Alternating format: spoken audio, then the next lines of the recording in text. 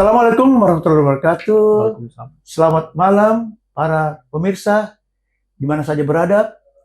Pada malam ini kami Pak Wijaya Perhimpunan Ahli Bedah Indonesia Jakarta Raya kedatangan tamu yang terhormat Bapak Yoga Nara Yulian SH ya, penasihat hukum Pak Wijaya ya.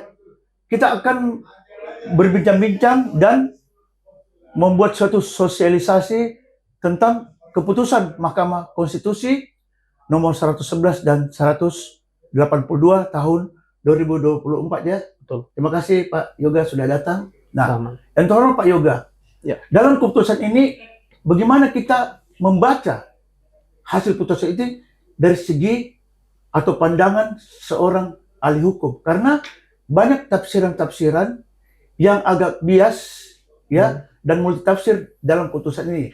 Yang pertama saya tanyakan, bagaimana sebenarnya posisi kolegium dengan adanya keputusan ini? Silakan Pak Yoga. Baik, terima kasih dokter. Mungkin pertama-tama kita harus melihat secara utuh gitu ya. Bagaimana membaca putusan 111/2024 Ya. dan 182/2024 itu sendiri. Di situ banyak hal yang dibahas sebetulnya, yang dimintakan oleh pemohon uji materi, dan kali ini ada dua kubu sebetulnya, Ya. tapi dua kubu satu pengacara gitu ceritanya ya. Antara lain sih kurang lebih yang dibahas terkait dengan independensi kolegium itu sendiri, kemudian independensi konsil, Ya. kemudian organisasi profesi, dan terkait sama pendidikan yang lain gitu. Ya. Nah, terkait yang perkara 1/2024 yang dimintakan oleh Prof. Johansyah ya, seperti itu. Betul. Di situ ada kurang lebih ada 5 pasal gitu ya, yang kemudian di situ dikabulkan sebagian, yang secara prinsip itu mengubah makna gitu ya, meletakkan kolegium itu sebetulnya yang dari awal dari pemerintah sendiri gitu, yang kami tahu bahwa pemerintah itu menginginkan kolegium yang independen. Ya. Jadi sebetulnya putusan dari MK itu sendiri malah menegaskan sebetulnya dong. Menguatkan ya? Sangat menguatkan justru. Kenapa saya bilang menguatkan? Karena akhirnya secara ratio desidensinya gitu ya. Dalam putusan MK di pertimbangan hakimnya dibunyikan bahwa kolegium nantinya gitu ya, itu kedepannya akan seperti apa. Salah satunya meletakkan kolegium itu sendiri bertanggung jawab pada presiden Lewat melalui Konsil Kesehatan KKI, Indonesia gitu. Nah, terkait dengan kolegium sekarang bagaimana kan gitu ya? Ini kan lagi rame dong. Iya betul. Kalau secara prinsip di putusan itu tidak ada kemudian membubarkan kolegium sekarang. Tidak ada perintah ya? Tidak ada perintah gitu ya. Jadi jalan terus ya? Jalan terus, karena memang bagaimana membubarkan suatu SK, saya kira dari kacamata hukum jelas ya, bagaimana suatu keputusan itu bisa dibatalkan. Ya. Ranah di manakah? Apakah MK, apakah di PT UN, segala macamnya itu. Nah, yang kedua, ada di putusan yang lain di perkara 11 di pasal 451 pun bahkan tidak dikabulkan. Ya. 451 itu terkait dengan ya, di situ peraturan peralihan bahwa ketika sudah terbentuk kolegium berdasar Undang-Undang Kesehatan 272, maka kolegium yang dibentuk oleh organisasi profesi otomatis gugur. Oke. Diperkuat juga dengan beberapa surat dari Kementerian Hukum dan HAM waktu itu, dan terakhir kemarin kami diinformasi bahwa semua kolegium yang ada itu diminta untuk menutup gitu ya, menutup kolegium yang sudah mereka miliki gitu. Tujuannya apa? Biar tidak ada dui fungsi, atau bukan dui fungsi, macam ada suatu dikotomi ya, kolegium mana yang nanti akan melakukan pengelolaan terkait dengan pendidikan, pelatihan, kurikulum, dan segala macamnya itu. Iya. Nah, untuk yang konsil pun sebetulnya kita juga nggak kaget gitu ya. Karena di putusan yang sebelumnya, waktu di Undang-Undang Tenaga Kesehatan 36/2014 kan sudah pernah diuji gitu ya.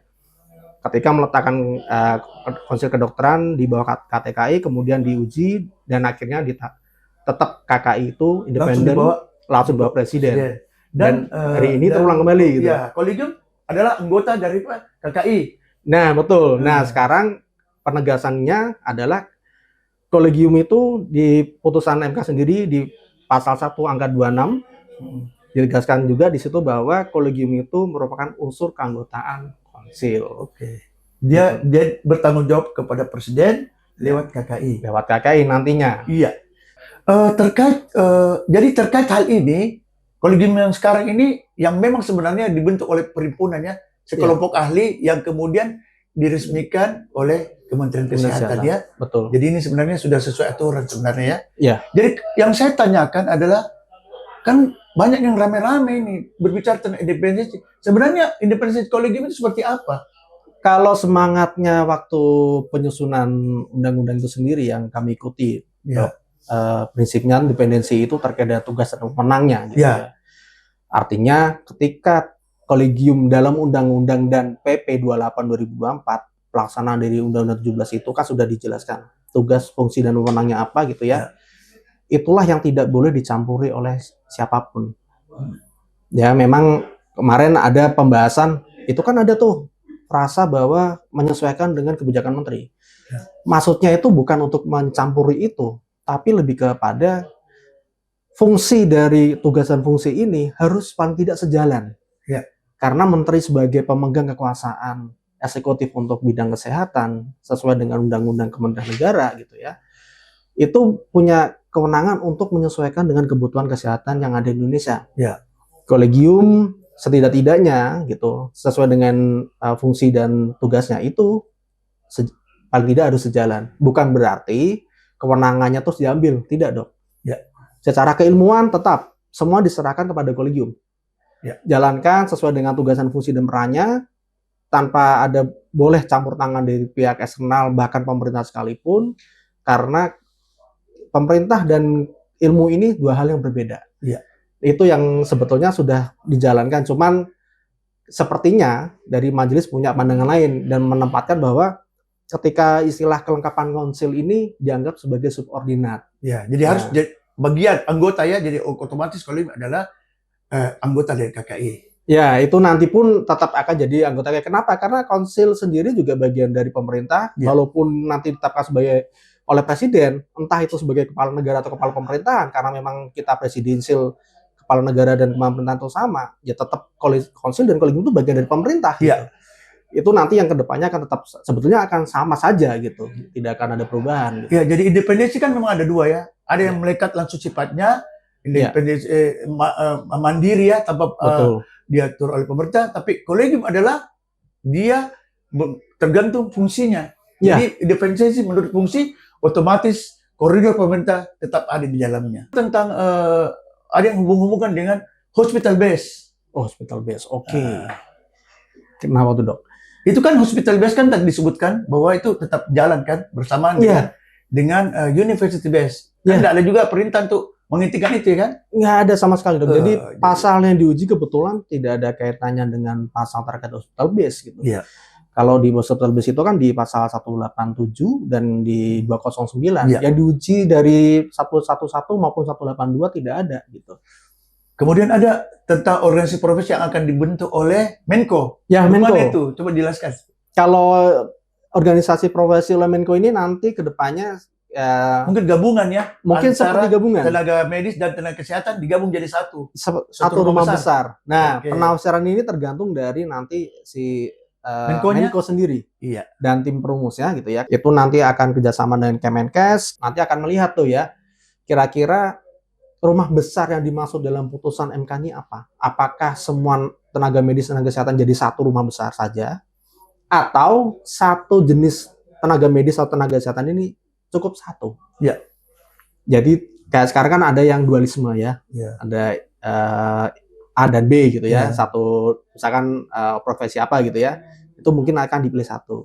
Atau bisa jadi nanti digabung jadi satu semuanya. Ya, jadi digabung jadi satu semua tenaga kesehatan dan tenaga medis. Menurut yang kita baca ya dari putusan itu. Ya, ada kemungkinan seperti itu. Jadi ada dua hal yang mungkin akan terjadi, tapi kecenderungannya akan nanti Kemenko akan menentukan satu. Entah dalam bentuk satu payung besar atau masing-masing satu. Hanya boleh satu gitu. Tapi kalau kita melihat memang itu harus jadi satu rumah besar ya. Ya, satu rumah besar.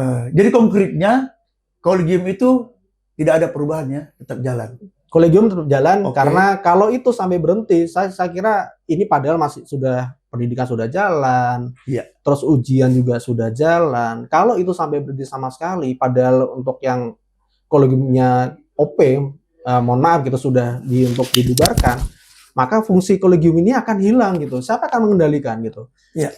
Nah, untuk mencegah kekosongan ini sebetulnya sekarang ini tetap harus ada gitu. Dan memang tidak ada perintah apapun. Betul. Cuman kalau saya pribadi Dok, kalau memang boleh saran dan usul gitu ya, mungkin dari Konsil, Kemenkes mengeluarkan secara suatu kesepakatan gitu ya, kesepakatan dan menerbitkan SE ataupun bentuk peraturan kebijakan bahwa yang melaksanakan fungsi kolegium sekarang adalah fungsi kolegium yang sekarang sudah ada. Ya. Bukan yang OP atau yang lain gitu, tapi yang memang sudah ditetapkan oleh Menteri Kesehatan Dan diperkuat oleh MK. dan berkata oleh MK, Iya. semacam SE atau apalah. Iya, saya kira. Jadi ini jalan terus ya, tidak ada perubahan. Demikian tadi ya, bincang-bincangkan. Terima kasih Ya. banyak Pak Yoga Nara Julian ya. Ya. Jadi tadi ini saya bisa mengambil kesimpulan bahwa dari pandangan kacamata hukum, bahwa kolegium itu tidak ada perintah pembubaran, Betul. jalan terus selama belum ada keputusan yang baru ya.